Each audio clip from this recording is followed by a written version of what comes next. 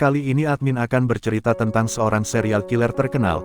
Tanpa perlu berlama-lama, pasang headset kalian dan selamat menyaksikan. Jeffrey Lionel Dahmer, ia lahir di West Allis, Wisconsin pada tanggal 21 Mei tahun 1960. Ia lahir dari seorang ibu bernama Joyce Annette dan ayah bernama Lionel Dahmer, seorang ahli kimia analitik. Setelah kelahiran adiknya, pada usia 7 tahun entah mengapa ia menjadi sangat pendiam dan mulai menjadi orang yang sangat tertutup.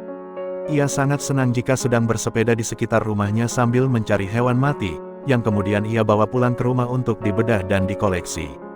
Wow, amazing sekali kelakuannya. Kondisi seperti inilah yang menunjukkan Dahmer memiliki ciri-ciri dan sifat dari seorang psikopat. Kehidupan Dahmer semasa SMA menjadi semakin buruk. Ketika ia mulai mencoba minum minuman keras yang menjadikannya seorang pecandu alkohol. Kehidupannya semakin hancur ketika pada tahun 1977, orang tuanya Lionel dan Joyce Dahmer bercerai. Pantas saja ya Dahmer seperti ini, mungkin karena kegagalan kedua orang tuanya. Pada saat Dahmer kuliah di The Ohio State University, ia pun gagal karena sering bolos kuliah. Ayah Dahmer sempat memaksanya untuk ikut mendaftar di Angkatan Darat AS. Akan tetapi, setelah ia berhasil masuk, sayangnya 2 tahun kemudian ia dipecat akibat kecanduan alkohol. Lalu ia memilih untuk tidak kembali ke rumah ayahnya dan pindah ke Florida. Pada tahun 1982, Dahmer pindah bersama neneknya di West Allis, tempat tinggalnya selama 6 tahun. Di rumah neneknya, perilaku Dahmer semakin hari semakin parah saja kelakuannya. Bayangkan saja ia pernah membawa pulang seekor tupai yang mati dan melautkannya dengan bahan kimia. Buat apa coba cuk? Neneknya juga pernah menemukan boneka manekin pria berpakaian lengkap di kamarnya. Admin gak habis pikir, mau diajak curhat kali itu manekinnya. Dasar Dahmer dan cok, kurang kerjaan saja. Ia juga pernah ditangkap 2 kali karena menyebarkan foto tidak senonoh, pada tahun 1982 dan 1986. Lalu ia juga pernah melakukan masturbasi di depan kedua anak laki-laki. Benar-benar sudah gila ini orang.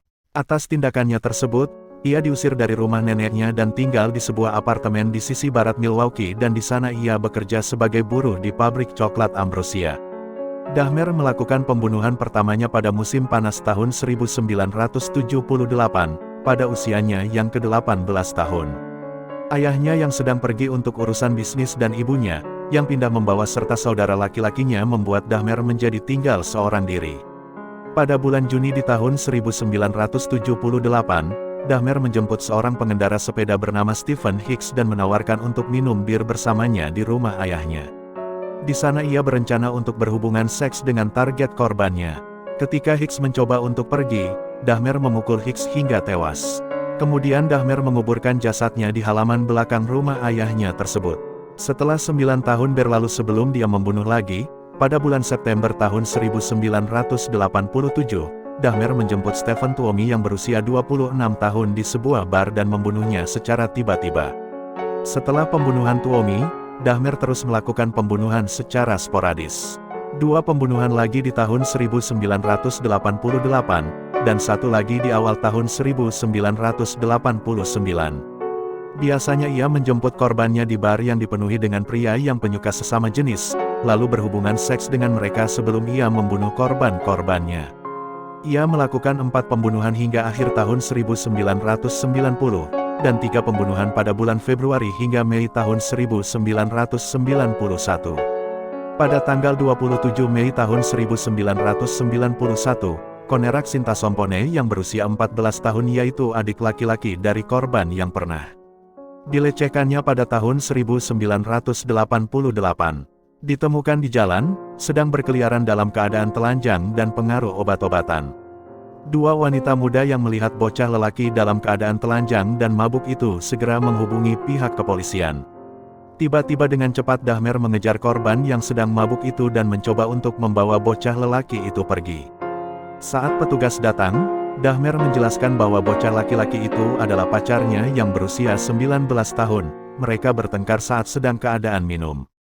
Walau wanita muda tersebut mengklaim bahwa pria tersebut adalah anak-anak, ternyata polisi lebih percaya pada informasi yang diberikan oleh Dahmer. Lalu malam harinya, Dahmer membunuh dan memotong bocah laki-laki itu dan menyimpan tengkoraknya sebagai pajangan. Kasihan sekali itu bocah, padahal tadinya sempat bisa kabur dari psikopat, dan cok emang petugasnya. Saat beberapa kali memeriksa apartemennya, polisi mencium aroma yang tidak sedap, akan tetapi petugas tersebut seperti tidak menghiraukannya dan segera meninggalkan tempat tersebut. Padahal saat polisi tersebut datang, Dahmer baru saja selesai membunuh seorang laki-laki bernama Tony Hughes. Luar biasa, polisi tersebut tidak curiga sama sekali. Pada musim panas tahun 1991, Dahmer membunuh hampir 1 orang setiap minggunya. Ia membunuh Matt Turner pada tanggal 30 Juni, Jeremiah Weinberger pada tanggal 5 Juli, Oliver Lacy pada tanggal 12 Juli, dan terakhir Joseph Brandehoff pada tanggal 19 Juli. Dahmer mendapatkan ide bahwa dia bisa mengubah korbannya menjadi zombie, yang ia yakini dapat membuat para korbannya menjadi pasangan seksual, yang benar-benar tunduk dan awet muda, yang bisa melakukan seks setiap saat. Saat korban masih dalam keadaan hidup, ia membuat lubang ke tengkorak mereka dan menyuntikkan asam klorida atau air mendidih ke area lobus frontal otak mereka dengan jarum suntik yang besar.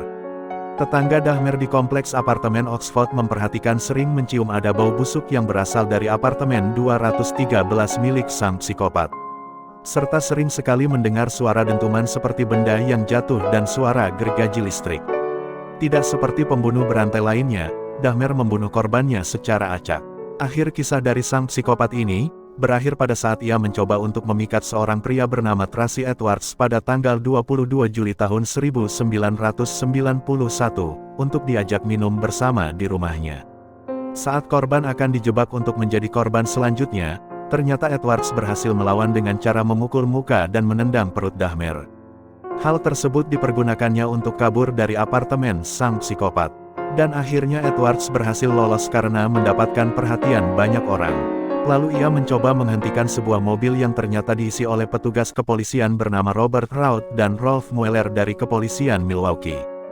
Dua polisi tersebut kemudian menggeledah apartemen Dahmer dan menemukan beberapa kepala manusia di dalam lemari es dan banyak sekali foto-foto mayat di TKP.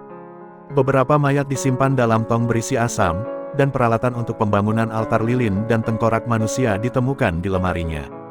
Tuduhan segera muncul bahwa Dahmer telah mempraktikkan nekrofilia dan kanibalisme. Dahmer didakwa atas 17 tuduhan pembunuhan, yang kemudian dikurangi menjadi 15 tuduhan. Karena Dahmer tidak didakwa dalam percobaan pembunuhan terhadap Edwards, yaitu korban yang lolos dari psikopat gila tersebut.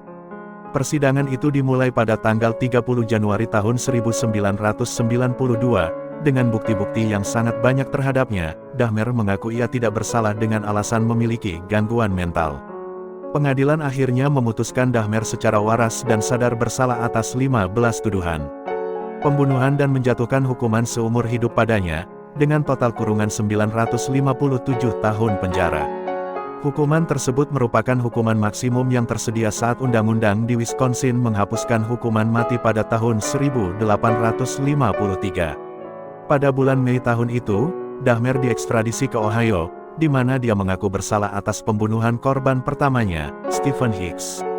Saat menjalani waktunya di Lembaga Pemasyarakatan Columbia di Portage, Wisconsin, ia sempat mengalami serangan sebanyak 2 kali oleh para narapidana di sana. Serangan pertama tersebut terjadi pada bulan Juli tahun 1994. Ketika seorang narapidana mencoba melukai tenggorokan Dahmer dengan silet ketika ia baru kembali dari selnya. Dahmer lolos dari insiden tersebut dengan luka ringan. Kemudian serangan kedua yaitu pada saat melakukan pekerjaan kebersihan di gym penjara. Dahmer dikeroyok oleh narapidana lain, pada tanggal 28 November tahun 1994. Dahmer meninggal karena trauma kepala yang parah saat dalam perjalanan ke rumah sakit. Baik, itu saja pembahasan kita kali ini. Jangan lupa untuk subscribe, dan sampai jumpa lagi di video lainnya.